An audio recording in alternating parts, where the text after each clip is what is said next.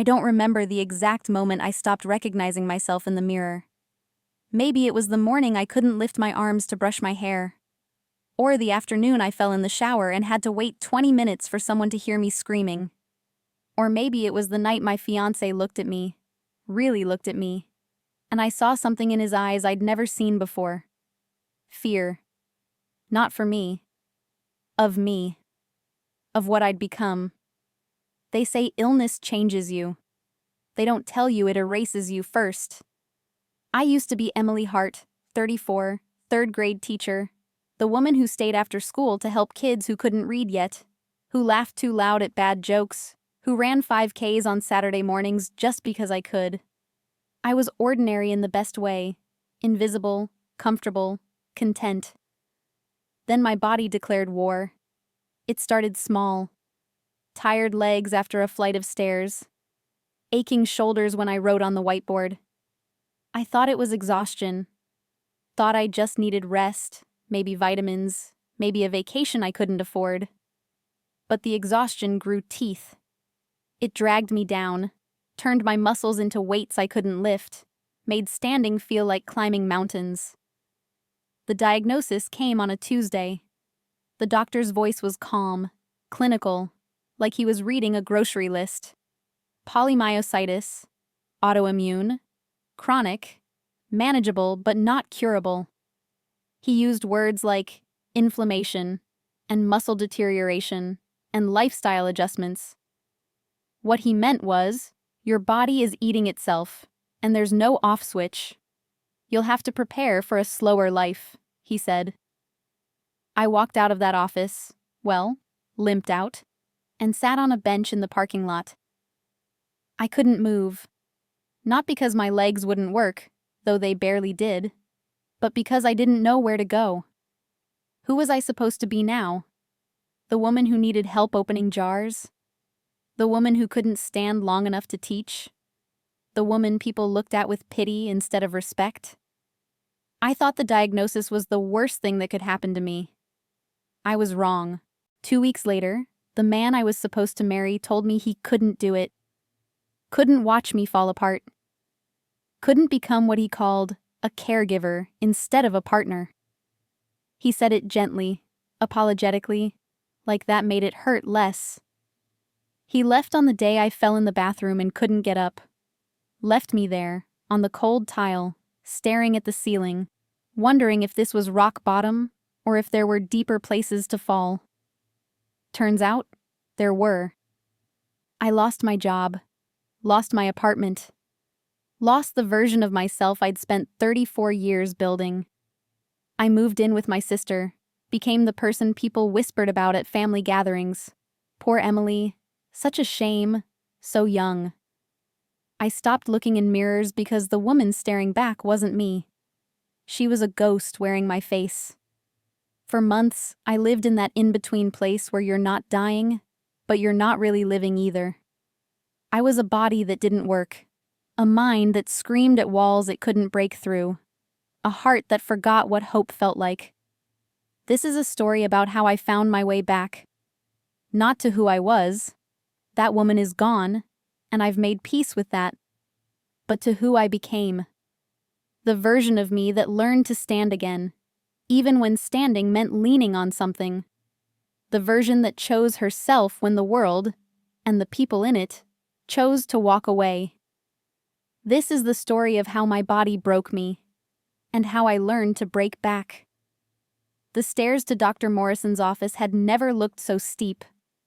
I stood at the bottom, gripping the handrail with both hands, trying to convince my legs they remembered how to climb. 5 steps. That's all it was.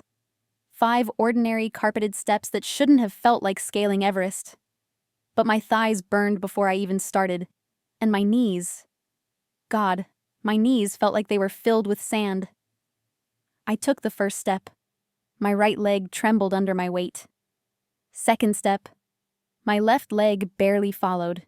By the third, I had to pull myself up using the railing, arms doing the work my legs refused to do.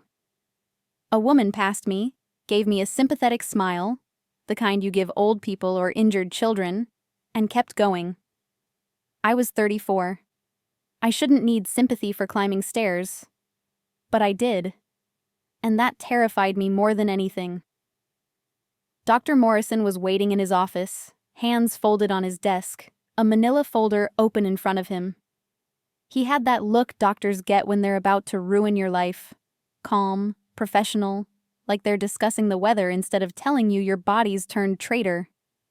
He gestured to the chair across from him. I collapsed into it. Not sat. Collapsed. My legs gave out the second they had permission to stop working. He pulled out a sheet covered in numbers I didn't understand. Blood work results. My creatine kinase levels were significantly elevated, he explained, tracing his finger down the page. Combined with the muscle weakness, the fatigue, the pain in my shoulders and hips, everything pointed to one conclusion: polymyositis, an autoimmune condition where my immune system was attacking my own muscle tissue, specifically the muscles closest to my torso: shoulders, hips, thighs, neck. It was causing inflammation and progressive weakness. Progressive. That word stuck like a knife between my ribs. He folded his hands, leaned forward slightly. Immunosuppressants, he said. Physical therapy. Lifestyle modifications. But chronic. No cure. I thought it was just exhaustion. I'd told myself that for weeks. Months, maybe.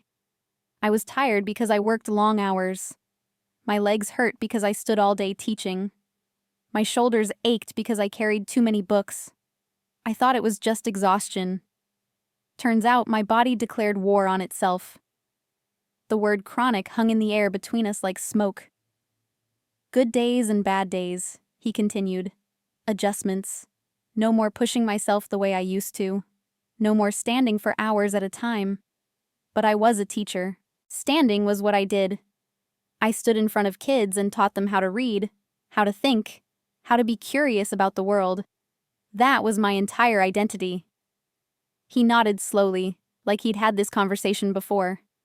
Like he knew exactly how it would end. Slower life. Adaptation. Management. All these soft words that meant the same thing. Nothing would ever be the same again. I don't remember leaving his office. I don't remember walking, limping, back down those 5 impossible steps. But somehow, I ended up on a bench outside the clinic, staring at the parking lot, watching people come and go like the world hadn't just tilted sideways. My phone buzzed. Mark, my fiancé, asking how the appointment went. I couldn't answer, couldn't form the words. I tried to stand. Tried to push myself off the bench so I could walk to my car, drive home, pretend for 5 more minutes that everything was fine. But my legs wouldn't move. They just wouldn't move. I sat there frozen, hands gripping the edge of the bench, feeling the tears start, hot and angry and terrified all at once. A man walked by, stopped, looked at me with concern. He reached down, offered his hand without asking, and pulled me to my feet. I thanked him, smiled like it was nothing, like strangers help me off benches every day. Then I limped to my car, got inside, and sat in the driver's seat for 20 minutes before I had the strength to turn the key. Polymyositis. The word tasted like ash in my mouth. And I knew, deep in the part of me that still worked, that this was only the beginning of the fall. There were days when the ordinary rituals of life became a labyrinth. That morning, the air in the bathroom felt thick and slow as honey. I stepped into the shower, careful, always careful now with every movement, knowing how little my body could be trusted. The water beat against my skin, a sudden cold, then a too-hot ache. But the worst part was the stubborn heaviness of my own limbs. The way even soaping my arms left my shoulders trembling, weak. I tried to shampoo my hair, fingers digging into my scalp, but my hands faltered midway. The ache in my upper arms radiated, dull, insistent, relentless, into the muscles of my neck and shoulders. Each movement was a negotiation, a silent plea to muscles that once obeyed without question. I pressed my forehead against the cool tile and willed myself to stay upright, to finish something so utterly simple. It didn't last. My knees buckled with an abrupt, humiliating certainty. There was no dramatic slip or crash, just the slow, irredeemable giving way of strength. I crumpled to the floor of the tub, water biting at my skin, the world suddenly smaller and sharper, tinged with the sting of powerless tears. I tried to rise, arms braced against the slick porcelain, but there was nothing left. No leverage, no force, no faith in legs that had betrayed me. I don't remember if I screamed or whispered for help. The sound barely mattered. What lingered was the way the wetness of the bathroom mixed with the rawness of my throat, the muddled sense of shame and fear radiating inside my chest. When Mark appeared, I registered only the hesitation in his steps, the sharp inhale he couldn't quite hide. His presence was as cold as the water now lukewarm swirling in the tub. He lifted me, but I could feel the careful way he avoided my gaze, the way his hands trembled, not from the strain of my weight, but from something darker and unspoken. The body that needed rescuing was no longer just mine. It was an intrusion in our lives, an impossible puzzle with no answers. My exposure, my helplessness, seemed to settle into his bones as much as my own. There was nothing tender in the tension on his face, only the hard mask of someone outmatched by circumstance. He helped me out, wrapped me in a towel, and left me in the hollow warmth of the bathroom. I stared into the mirror, seeing the outline of a figure drained of every familiar feature. Pale skin, hair flattened wet to my scalp, eyes ringed and vacant. Everything in the room ached with an uncomfortable silence. I emerged in time to see him moving around the bedroom, his gestures clipped and silent. Bags appeared, zippers closed, a jacket shrugged on without looking up. I sat on the bed, numb from the effort of standing, numb from the shock and the anticipation of emptiness. The space filled with an unbreachable distance. I watched as Mark, gathering the pieces of his ordinary life, left behind everything that was suddenly no longer ordinary, no longer livable. Me. There were no words exchanged, no last glance.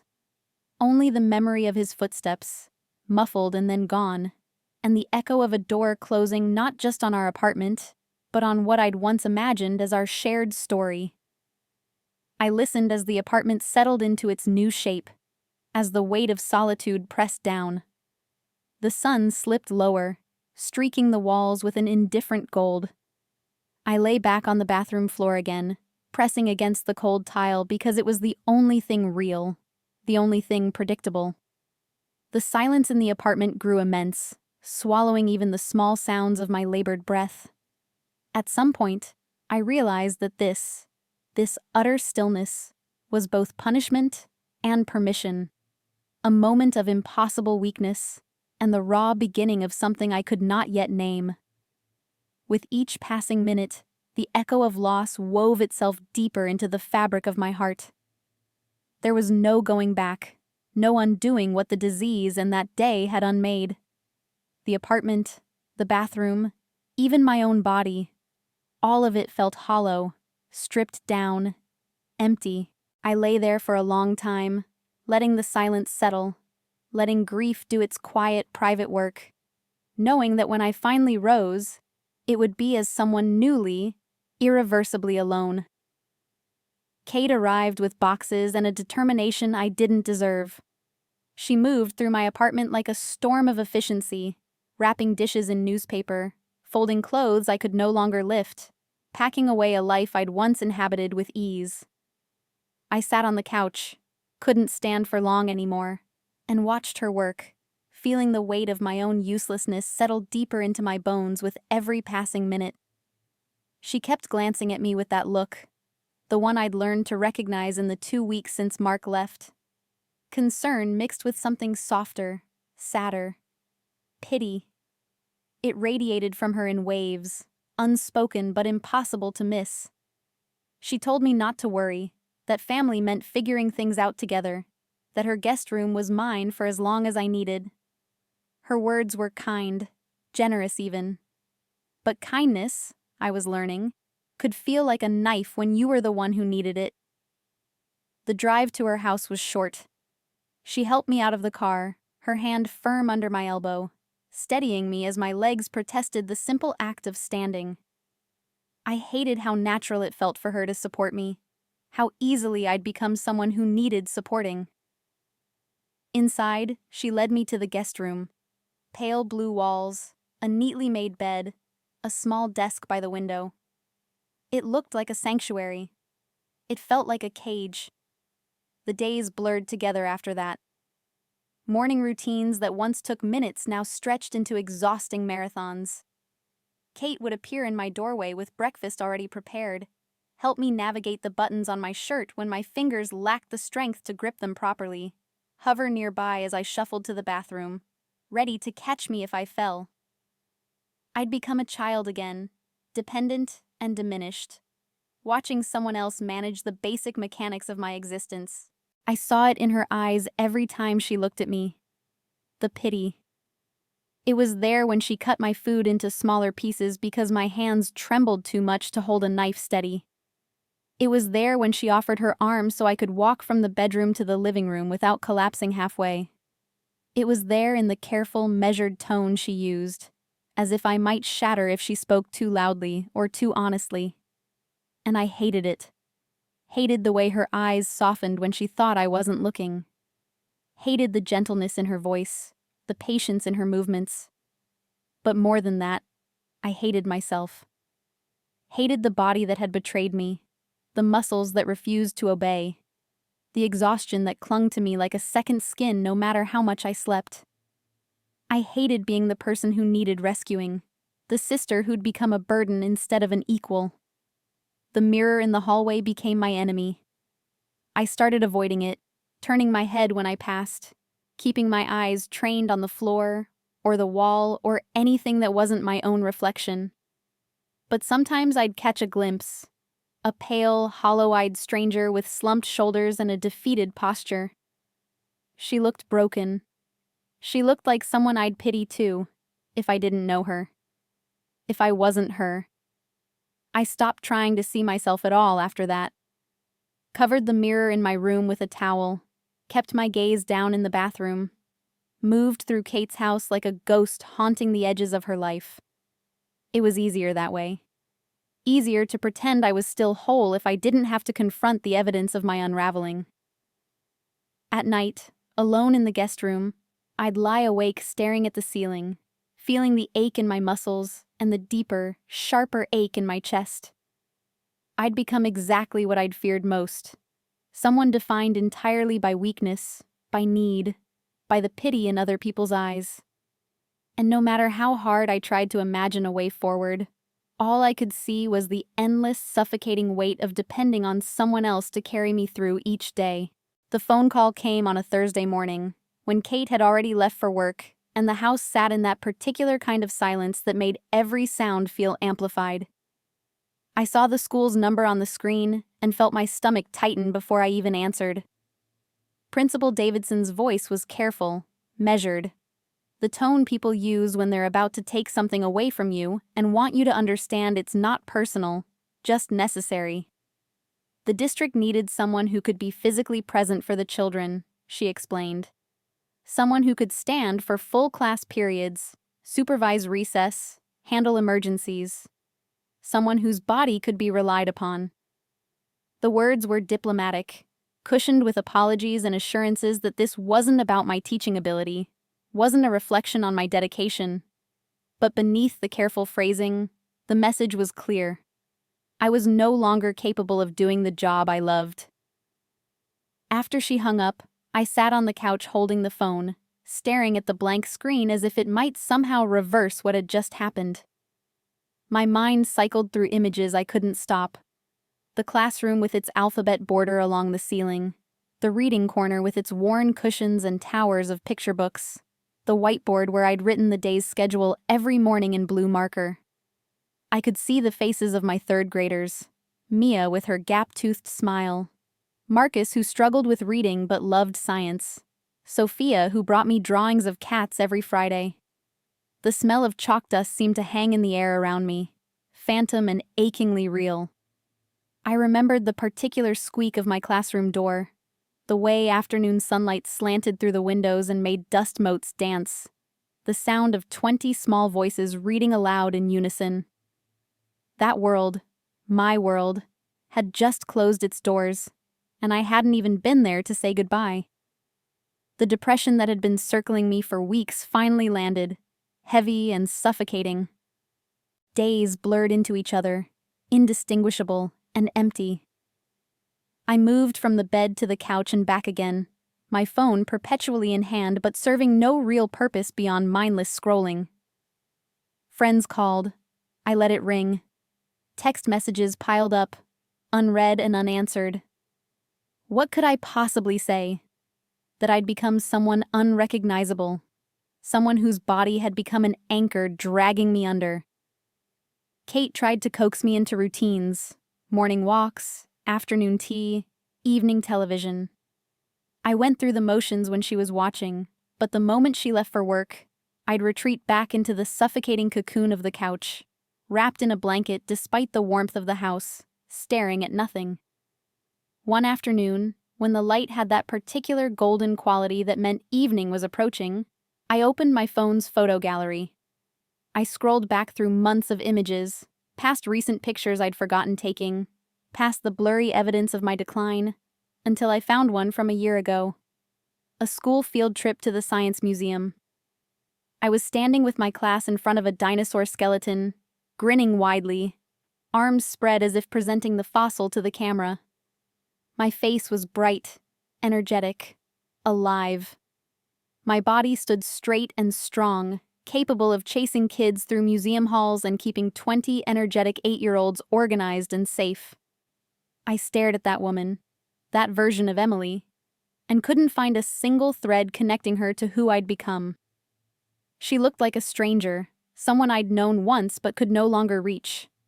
Her confidence, her vitality, the ease with which she inhabited her own skin, all of it felt like evidence of a life that had belonged to someone else entirely.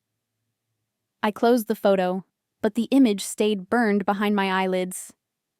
That woman was gone. The classroom was gone. The future I'd imagined, years of teaching, of watching children discover their love of learning, of being someone who mattered in small, everyday ways, all of it had vanished like smoke.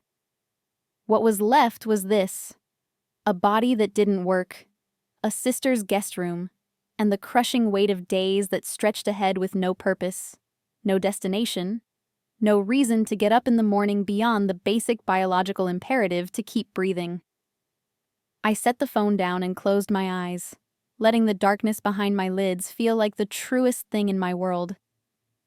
Kate announced it over breakfast one morning with the kind of forced brightness that meant she'd already made up her mind and wasn't interested in negotiation. A support group. People dealing with chronic illnesses. Thursday evenings at the community center. I didn't want to go. Didn't want to sit in a circle with strangers and listen to their problems, their struggles, their pain. I had enough of my own. The thought of adding other people's sob stories to the weight I was already carrying felt unbearable. But Kate had that look. The one that said she was worried about me. The one that made me feel guilty for being such a burden. So I went. The community center smelled like coffee and old carpet. Kate led me down a hallway lined with bulletin boards advertising yoga classes and book clubs, past rooms where children's laughter echoed from after-school programs.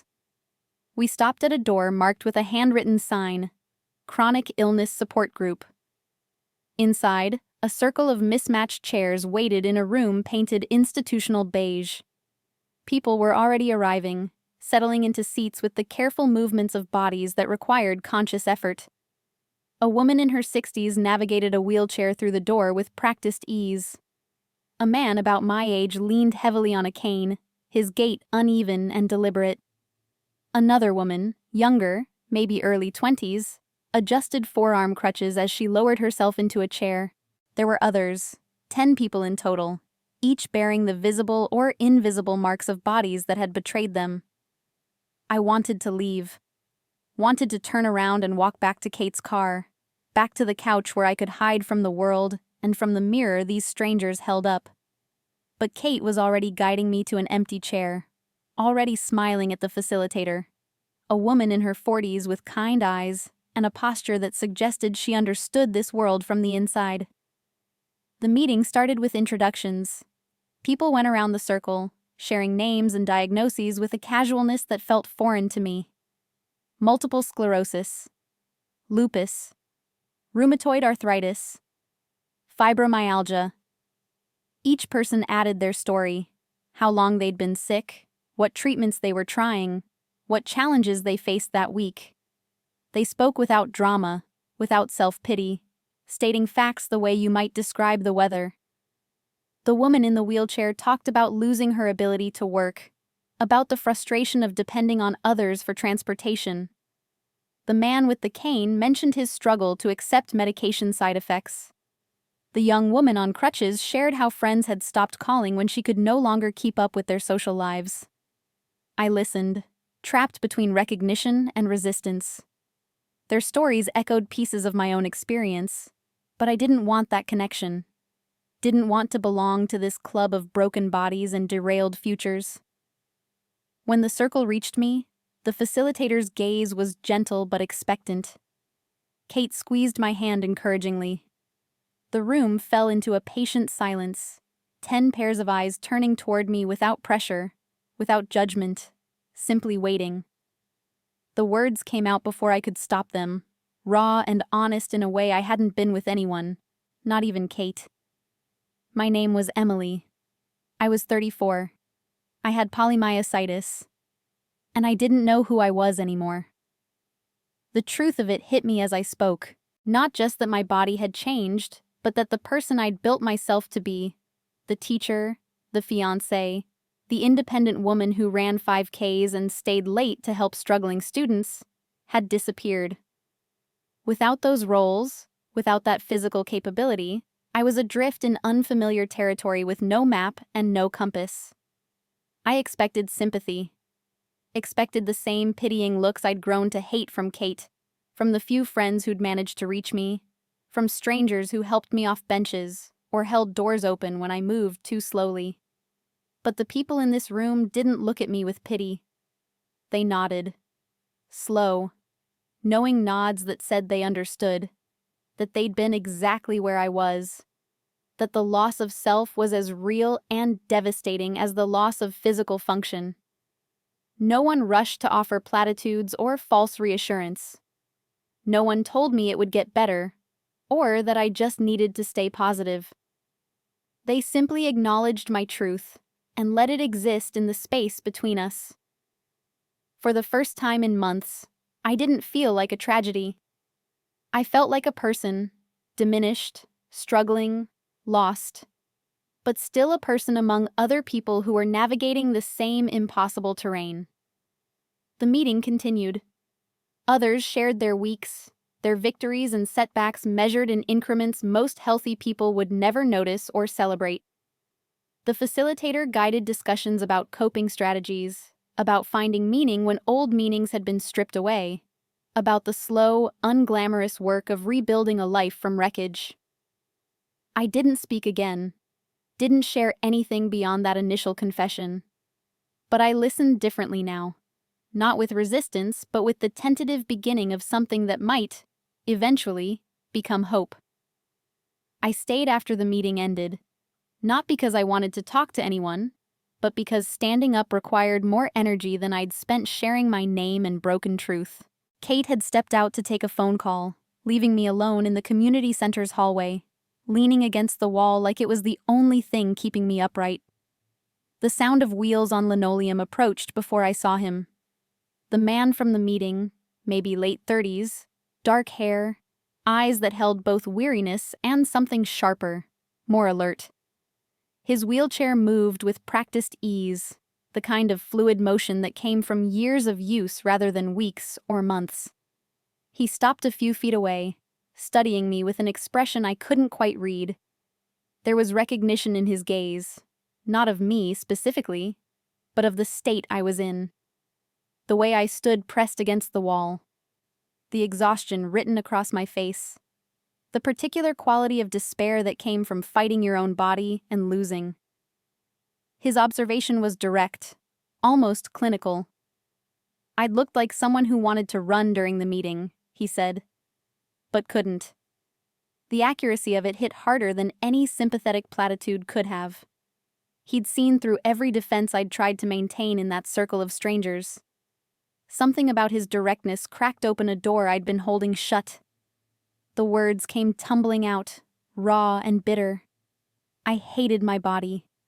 Hated what it had become, what it had taken from me.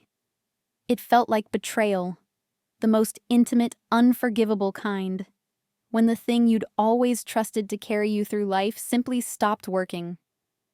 He didn't flinch, didn't offer the usual reassurances or try to talk me out of my anger. Instead, he leaned back slightly in his wheelchair, considering me with those sharp, knowing eyes. What he said next shifted something fundamental in how I understood what was happening to me. My body wasn't my enemy, he explained. It was asking for help. And I wasn't listening.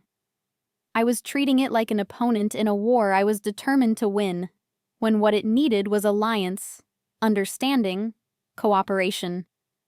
The concept felt revolutionary and impossible at the same time. How could I see my body as anything other than the source of all this suffering? How could I think of muscles that wouldn't obey as anything but traitors? But he spoke from experience I couldn't dismiss. A skiing accident 8 years ago, he told me. T6 spinal cord injury, complete paralysis from the chest down. He'd been a competitive athlete, triathlons, mountain climbing, the kind of person who defined himself through physical achievement. The injury had destroyed that identity as thoroughly as my disease was destroying mine. He understood the rage, the grief, the sense of being trapped in a body that had become a prison rather than a home. He'd spent the first year after his injury fighting the same war I was fighting now, treating his paralyzed legs like enemies, pushing rehabilitation with angry determination, convinced that enough willpower could restore what was lost. It had taken him a long time to realize that hatred wasn't rehabilitation, that treating his body as the enemy only deepened the suffering. When he finally shifted his approach, when he started working with his body instead of against it, accepting its new limitations while exploring its remaining capabilities, recovery became possible in ways he'd never imagined. The tears came before I could stop them. Not the angry, frustrated tears I'd shed alone in Kate's guest room, but something different. Relief, maybe. Or recognition. The feeling of being understood by someone who'd walked, or wheeled, this impossible path, and survived it. I cried standing against that community center wall, and he simply waited, giving the tears space to exist without trying to fix them or make them stop. When I finally wiped my face with shaking hands, embarrassed by the outburst, he suggested we meet again. Not for therapy or official support group business, but as two people who understood something most of the world couldn't comprehend. People who got it, he said, who knew what it meant to lose the body you'd always known and have to build a relationship with the one you were left with. Who understood that recovery wasn't always about getting back to where you were, but about finding a way forward from where you are. I found myself nodding before I'd consciously decided to agree.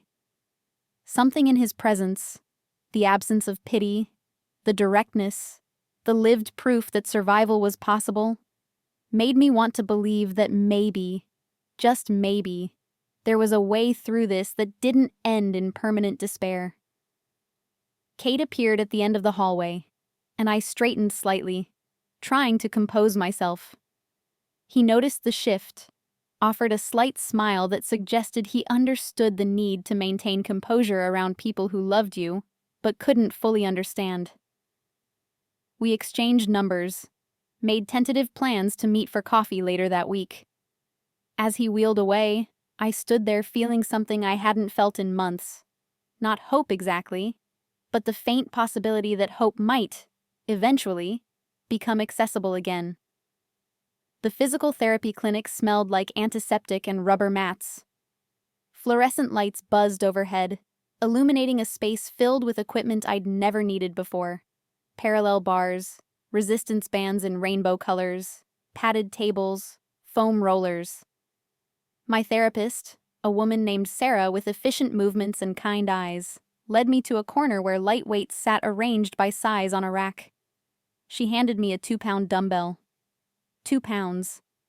I'd once carried stacks of textbooks, lifted boxes of classroom supplies, held squirming 8-year-olds who needed comfort. Now I stared at this tiny weight like it was a mountain I'd been asked to climb. The instruction was simple. Raise my arm to shoulder height. Hold for 5 seconds. Lower slowly. Repeat 10 times. My shoulder protested before I even began. The first lift sent pain radiating through muscles that had forgotten how to work properly. The weight felt impossibly heavy, my arm trembling with effort that should have been effortless. But I lifted it, held it, lowered it with shaking control. By the 5th repetition, sweat beaded on my forehead.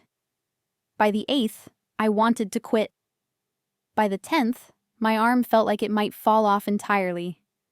But when I set the weight down and Sarah marked the achievement in her notes, something unexpected flickered through me. Not triumph exactly, but a tiny spark of recognition that I'd done something my body had resisted. I'd asked it to work, and despite everything, it had responded. That night, I pulled out a notebook Kate had given me weeks ago. Blank pages I'd ignored because what was there to write about besides suffering? But Liam's words kept echoing in my mind.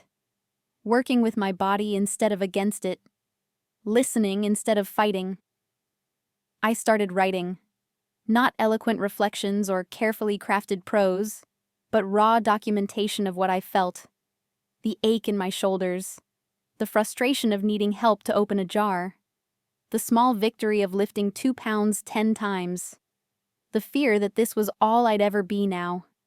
The tiny, terrifying hope that maybe it wasn't. The writing became a daily practice. Morning pages before Kate left for work. Evening reflections after therapy appointments. I recorded measurements of progress too small for anyone else to notice. Standing for 3 minutes instead of 2. Walking to the mailbox without needing to rest halfway. Buttoning my own shirt, even though it took 10 minutes. A week after we'd exchanged numbers, Liam called. He'd been thinking about what I'd said at the support group, about losing my teaching job. Had I considered other ways to teach? Online platforms, virtual mentoring, correspondence programs for students who needed extra support? The idea felt simultaneously impossible and inevitable. I couldn't stand in front of a classroom, couldn't supervise recess or write on whiteboards for hours.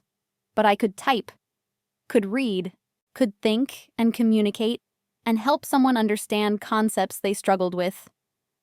He helped me navigate the websites, pointing me toward programs that matched tutors with teenagers who needed academic support. I filled out applications with trembling fingers, uncertain whether I had anything left to offer. But 3 days later, I received my first student assignment. A 15-year-old girl struggling with reading comprehension, falling behind in English class, needing someone patient to help her decode complex texts. We corresponded through email at first.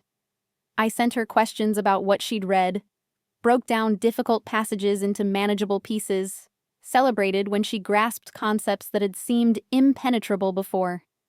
She didn't know about my diagnosis, my wheelchair-bound friend, the fact that I composed these carefully crafted lessons from Kate's couch because I couldn't sit at a desk for long. She just knew I was helping her understand Jane Eyre in a way her classroom teacher hadn't managed. The work exhausted me. A single tutoring session, 40 minutes of focused reading and responding, left me depleted for hours afterward. But it also filled something that had been hollowed out when Principal Davidson made that phone call. I was using my mind even though my body had failed. I was connecting with a student who needed help, offering knowledge and encouragement and patience. Maybe I wasn't the teacher I'd been, standing confidently before 20 faces, moving through the classroom with easy energy, adapting to moment-by-moment needs. But I was still a teacher, still someone who could guide a struggling student toward understanding, who could make a difference in how one person experienced learning. That realization settled into my bones alongside the chronic ache, becoming part of the new landscape I was learning to navigate. Loss and possibility could coexist. The old Emily was gone, but perhaps a different version, quieter, more limited, but still valuable, was slowly, painfully emerging. It happened on an ordinary Tuesday morning, 3 weeks into physical therapy and online tutoring. Kate had already left for work, the house settling into its daytime quiet. I'd gotten dressed, slowly, methodically, the way everything required now, and stood in the bathroom doorway, confronted by the full-length mirror I'd been avoiding for months.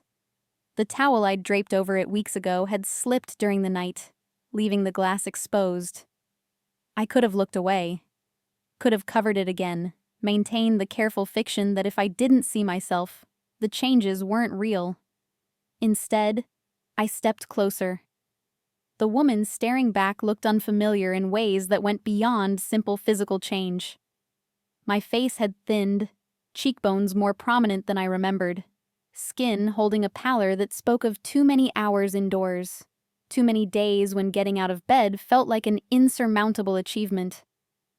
Dark circles shadowed my eyes, not the temporary kind that came from one bad night, but the permanent bruising of chronic exhaustion etched into flesh.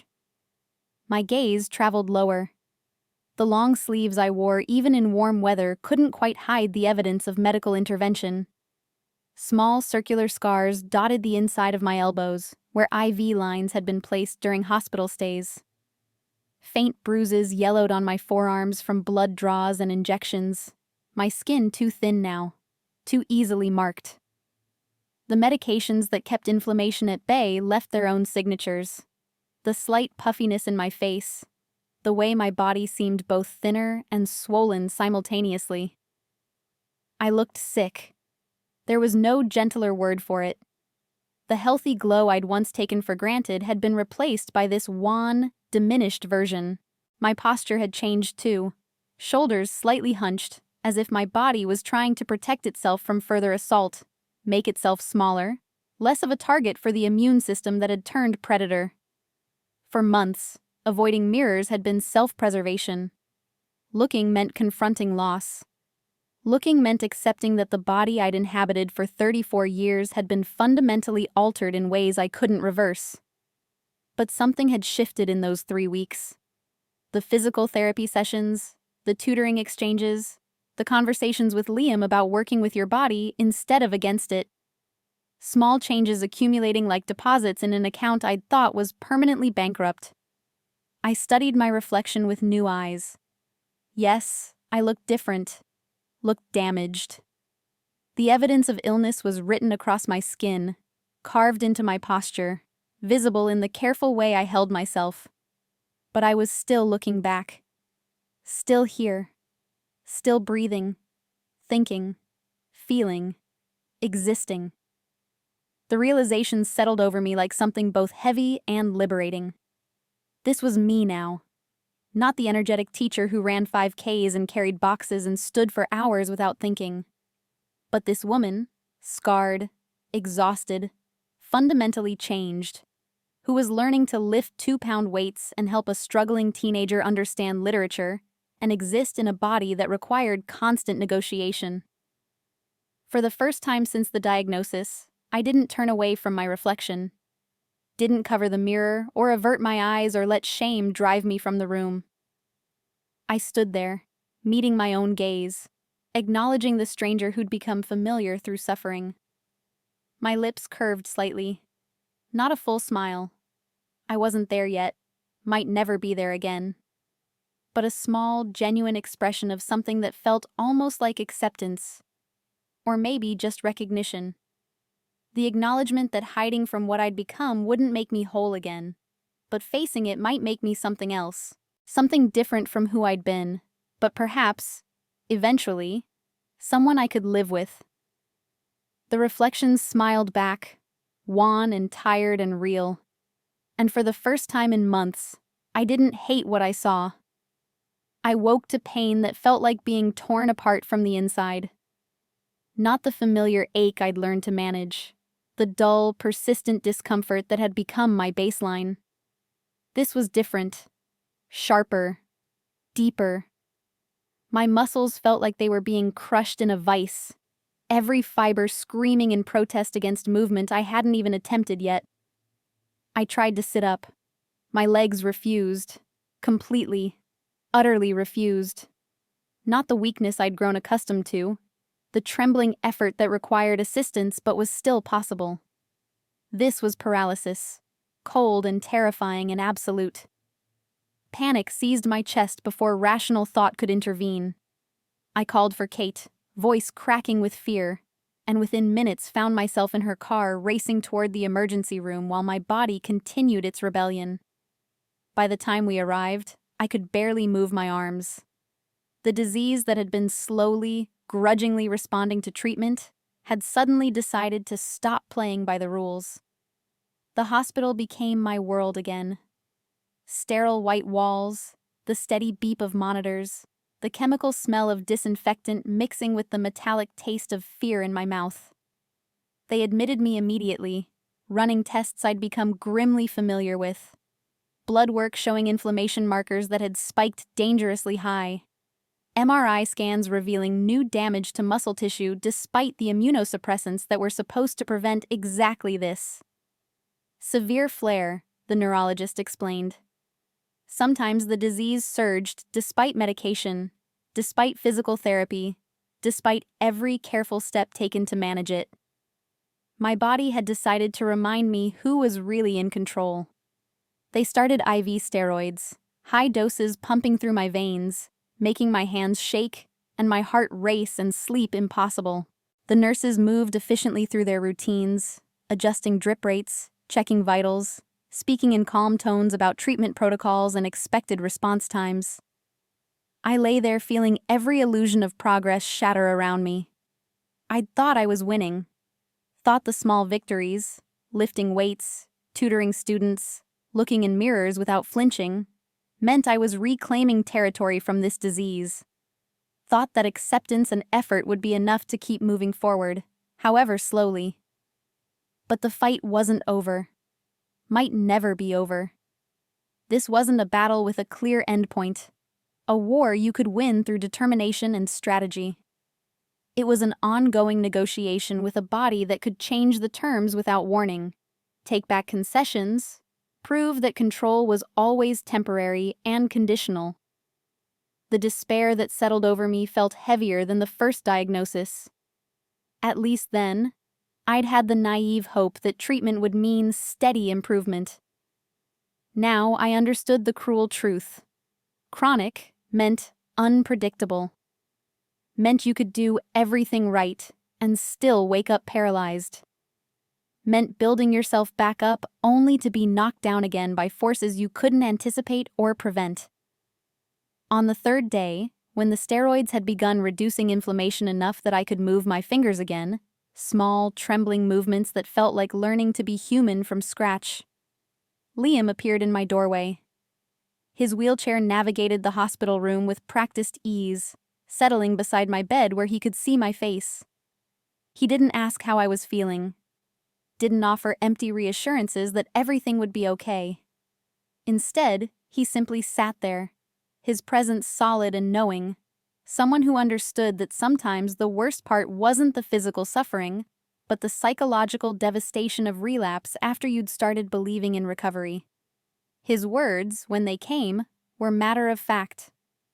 Relapse didn't mean failure, didn't mean all the progress I'd made was erased or meaningless. It meant I was human, dealing with a disease that didn't follow linear paths or reward effort with guaranteed results. The tears came again. Exhausted, frustrated tears that had nothing to do with relief and everything to do with the unfairness of it all. He let me cry without trying to fix it, understanding that sometimes bearing witness was the only real comfort available. After a while, he told me about his own setbacks.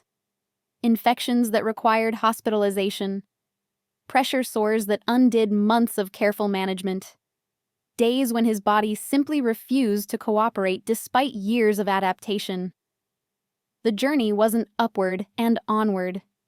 It was jagged, unpredictable, full of backsliding that felt like betrayal, but was actually just part of living with permanent damage. His honesty hurt more than platitudes would have, but it also grounded me. This was the reality. Not the inspirational story of overcoming adversity through willpower, but the messy, complicated truth of chronic illness. That you could work hard and still suffer setbacks. That acceptance didn't prevent relapses. That the only real choice was whether to keep trying, despite knowing the ground beneath you could give way without warning.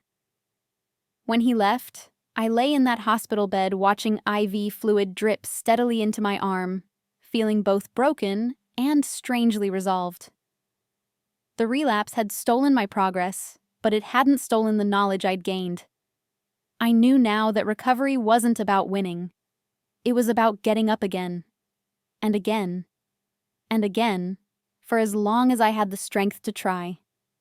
Mark appeared on the 5th day of my hospital stay, holding flowers like a peace offering. Lilies, my favorite, though I'd forgotten I'd ever told him that. He stood in the doorway looking uncertain, older somehow, wearing the expression of someone who'd rehearsed what he wanted to say, but wasn't sure how it would be received. I watched him approach my bed, noting the careful way he avoided looking at the IV line in my arm, the monitors tracking my vital signs, all the medical machinery that made my illness impossible to ignore. He set the flowers on the bedside table and settled into the visitor's chair with the practiced ease of someone who'd convinced himself he belonged there. He said he'd made a mistake, said he'd been thinking about me constantly since he left, that leaving was the worst decision of his life. He missed me. The words came out smooth and earnest, like he'd been working on them for weeks, polishing them until they sounded right. Part of me wanted to believe him. The lonely, exhausted part that remembered what it felt like to have someone's hand to hold, to be half of a partnership instead of a burden in someone else's house. The part that ached for the version of my life where I wasn't sick, wasn't alone, wasn't lying in a hospital bed relearning how to move my own legs. But something had shifted in me during these months. Something had cracked open and rearranged itself, and I couldn't quite fit back into the shape I'd been before. I asked him what exactly he missed. Me? The specific, complicated, chronically ill person I'd become? Or the idea of me, the healthy woman who'd existed before polymyositis rewrote the terms of our relationship? He insisted he'd changed, spent months regretting his decision, working through his fears, realizing that love meant showing up even when things got hard. He was ready now, he said. Ready to be the partner I needed, to help me through this, to build a life together despite the challenges. The words sounded right, looked right on paper. But I kept studying his face, watching the micro-expressions he couldn't quite control. The way his gaze skated away from the hospital equipment. The tension in his shoulders that suggested discomfort he was trying hard to mask. The performance of commitment, rather than commitment itself. I realized, with a clarity that felt both cruel and liberating, that he hadn't come back for me. He'd come back for who he imagined he could be. The devoted partner who stayed through illness, the hero of a redemption story, the man who proved himself noble by not abandoning the sick woman. I was a prop in his narrative of personal growth, not a person he actually wanted to build a life with. Maybe he didn't even know it himself. Maybe he genuinely believed his own story, convinced himself that guilt and regret were the same as love, that showing up now somehow erased leaving then. But I knew with the bone-deep certainty that comes from having been stripped down to essentials, from having faced myself in mirrors and hospital beds and support group circles. He was offering to take care of me, but he wasn't offering to see me, to accept the fundamentally changed person I'd become, with all the limitations and complications and ongoing uncertainty that entailed. The temptation was real. It would be easier to say yes, easier to let him back in, to have someone who felt obligated to help, rather than continuing to depend on Kate's generosity. Easier to pretend we could recapture something that had already died the day he walked out. But I'd spent months learning to live in this new body, this new life. Learning to accept help without shame, to find purpose in limitations, to exist as someone fundamentally different from who I'd been. And somewhere in that painful process, I'd started to value the person I was becoming more than the comfort of returning to who I'd been. I told him no. The word felt foreign and powerful at the same time. He looked stunned, like he'd never considered rejection as a possibility.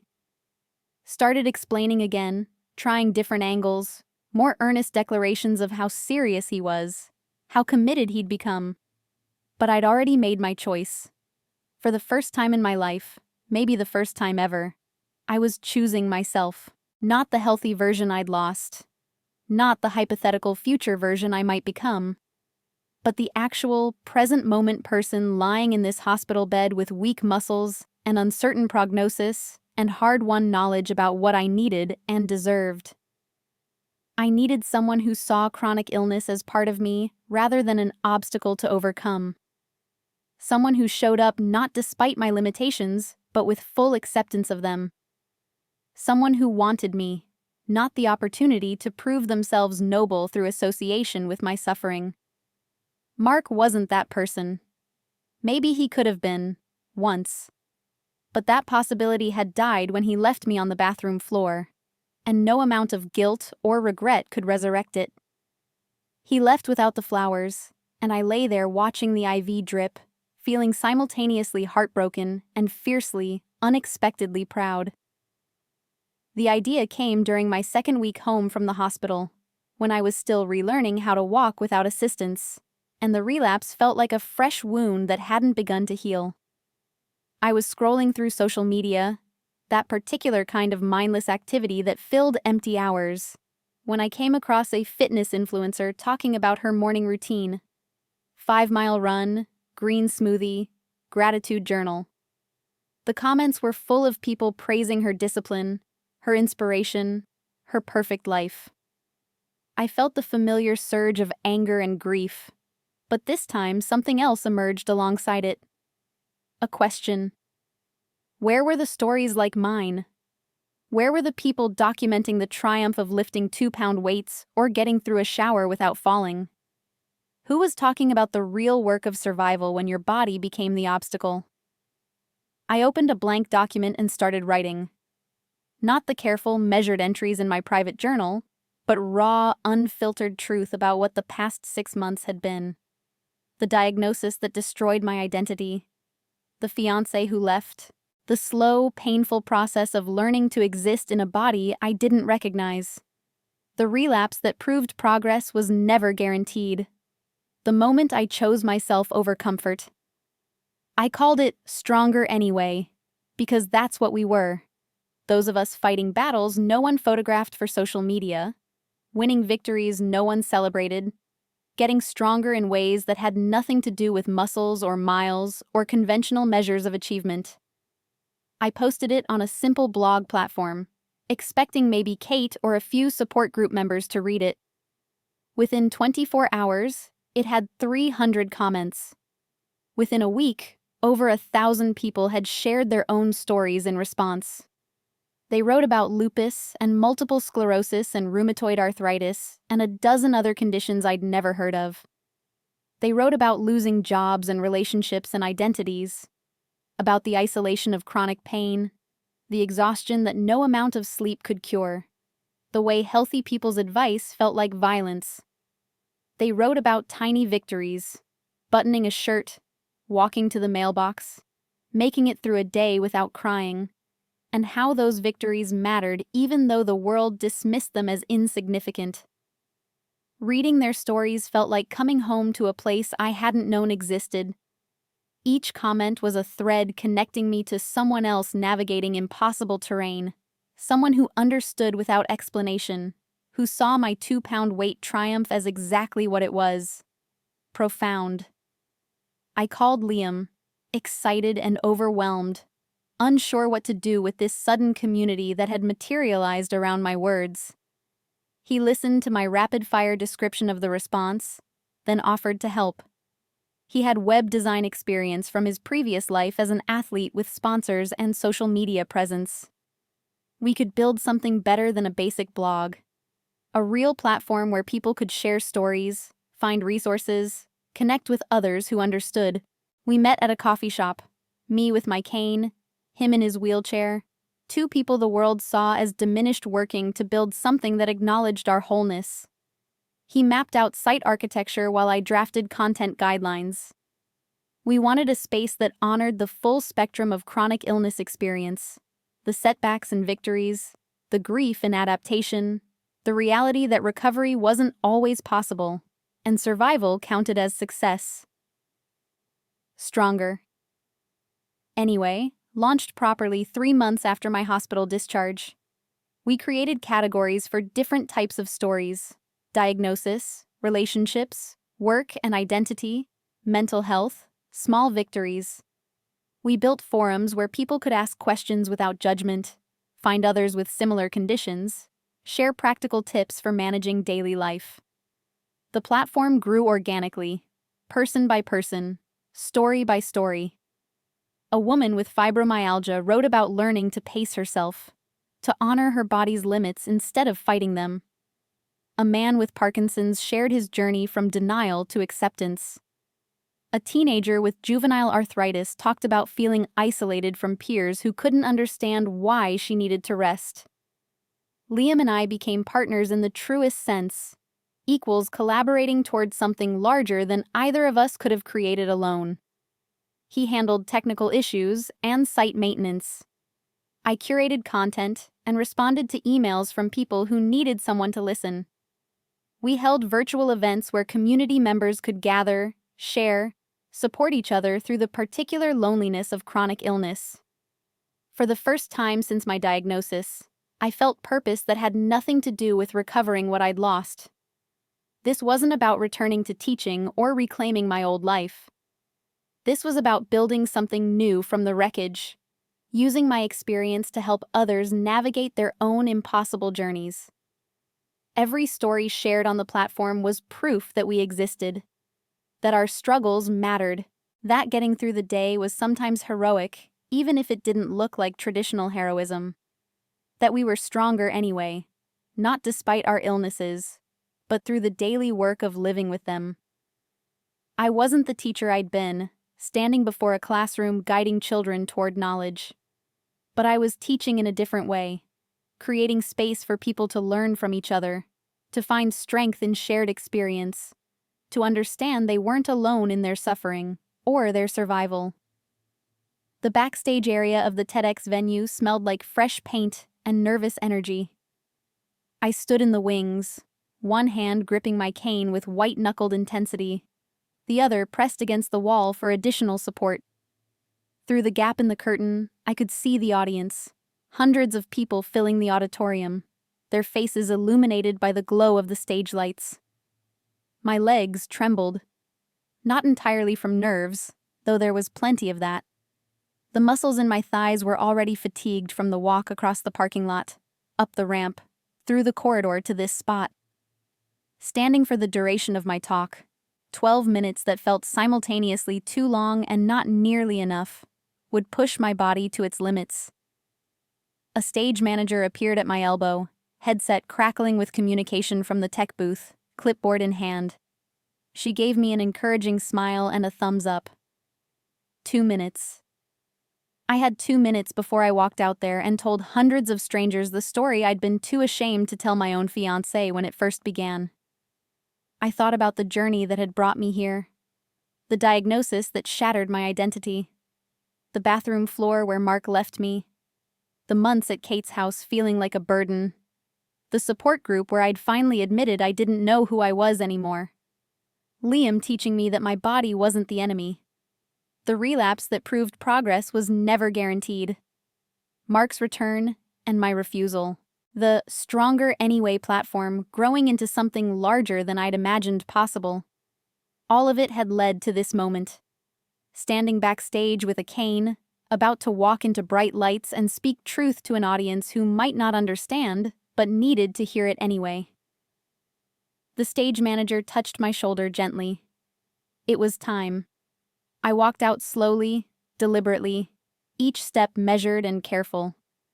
The cane clicked against the polished floor, the sound amplified by the auditorium's acoustics. The audience began to applaud, polite, welcoming, the standard greeting for a speaker. But I could feel their eyes tracking the cane, recalibrating their expectations, trying to understand what they were about to witness. I reached the red circle marking center stage and raised my free hand. The applause died down, replaced by expectant silence. I stood there for a moment, feeling the weight of all those eyes, the heat of the spotlight, the tremor in my muscles that I couldn't completely suppress. Then I began. I told them about being 34 and healthy and certain of my future.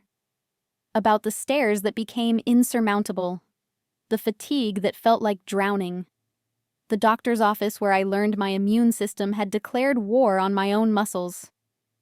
I told them about polymyositis, a word most of them had never heard, a condition that didn't come with visible markers like wheelchairs or oxygen tanks in the early stages, just the slow erosion of capability that others couldn't see. I told them about losing my job because I couldn't stand long enough to teach, about my fiancé leaving me on the bathroom floor because he couldn't handle watching me fall apart, about moving in with my sister and becoming the kind of burden I'd always sworn I'd never be. The audience was completely still now, leaning forward slightly, drawn into the narrative despite, or perhaps because of, its darkness. I told them about the support group where I met Liam, about his words that shifted everything. Your body isn't your enemy. It's asking for help. I told them about learning to lift 2-pound weights like they were mountains to be conquered, about staring in mirrors and choosing to see myself rather than turning away, about the relapse that proved chronic illness didn't follow neat trajectories of improvement.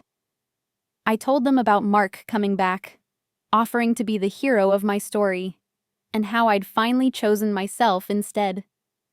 Chose the messy, complicated, permanently altered version of me over the comfort of returning to something that had already died. I told them about Stronger Anyway, the platform that grew from my desperation to find others who understood, that became a community of people navigating impossible terrain together, celebrating victories the world dismissed as insignificant. Then I spoke the truth that had taken me a year to fully understand and accept. I didn't get my old body back. The healthy woman who ran 5Ks and carried boxes and stood for hours without thinking. She was gone. No amount of physical therapy or medication or willpower would resurrect her. That loss was permanent, and grieving it was necessary. But I got my life back. Not the life I'd planned, not the future I'd imagined, but a life nonetheless. One built on different foundations, measured by different metrics, valuable in ways I never would have understood if I hadn't been forced to rebuild from wreckage. And that was enough. The phrase hung in the air, simple and profound. That was enough. Not perfect. Not what I'd wanted. Not the inspirational story of complete recovery that people preferred to hear. But enough. I stood there, one hand still gripping my cane, feeling my legs shake with the effort of remaining upright for 12 minutes. The audience could see the tremor now, the physical cost of this performance. I wasn't hiding it, wasn't trying to appear stronger than I was. This was me. Standing imperfectly, leaning on support, exhausted by what healthy people did without thinking. But standing. A smile spread across my face. Genuine. Hard-won. The expression of someone who'd fought through hell and found something unexpected on the other side. Not triumph exactly. Not victory in any conventional sense, but survival that counted as success. Adaptation that felt like wholeness even though pieces were missing. Acceptance that looked nothing like surrender. The audience erupted. Not polite applause, but standing ovation. People rising to their feet with expressions that suggested I'd given them something valuable, something they needed to hear. The sound washed over me, validating and overwhelming at once. I stood there in that spotlight, leaning on my cane, feeling the familiar ache in my muscles and the unfamiliar sensation of being completely, authentically at home in my own body. Broken and beautiful. Limited and powerful. Permanently changed, and finally whole.